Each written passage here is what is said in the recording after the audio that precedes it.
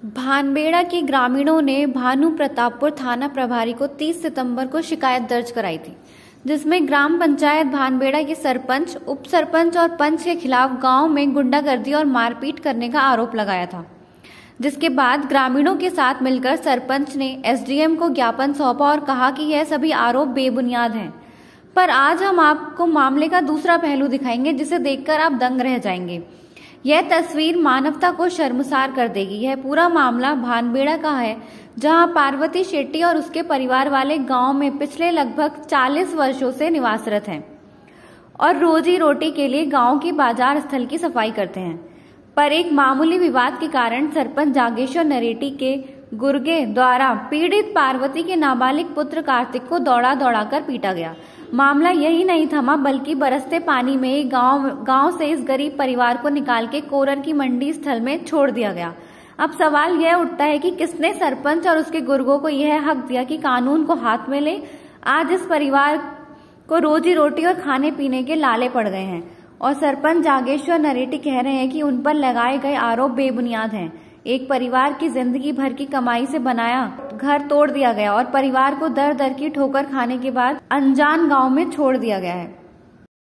गाली भी बके, तेरे को रेप कर देंगे करके बोले। किसकी, आपकी लड़की? हाँ, मेरी लड़की। कौन बोला? वो सरपंच के साथ में थे, पूरा भीड़ था, झुंड था उनका। उसमें से एक लड़का बोलता है मैं तेरा रेप कर दूंगा, एक लड़का तो एकदम गंदा बोला, जो मैं बता भी नहीं सकती, इतना गंदा बोला। थोड़ा सा झगड़ा लड़ाई हो गया था और हमको घर से निकाला गया है। रात को 12 बजे की बात है और वो 9 अक्टूबर की बात है और नवंबर का, और फिर अगस्त में, नवंबर अगस्त में, और रात के 12 बजे पानी गिर रहा था और मिसेस की भी तबीयत ख़राब था।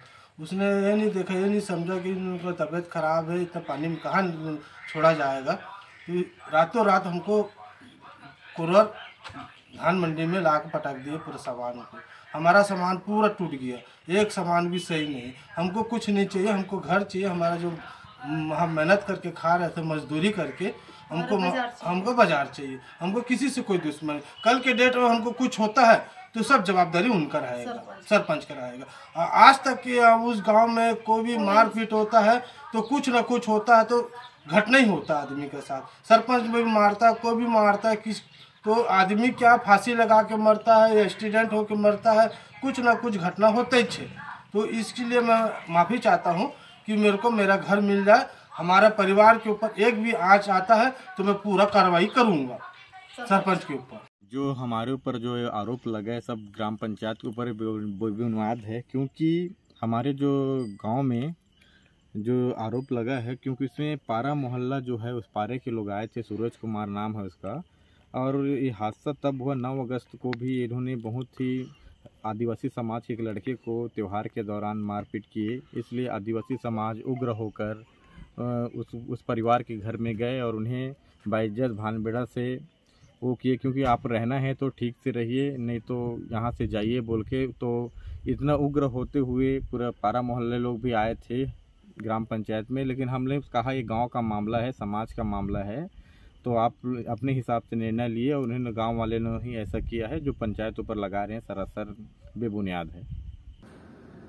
टाइम 8 के भानु प्रतापपुर से लीलाधर निर्मलकर की रिपोर्ट।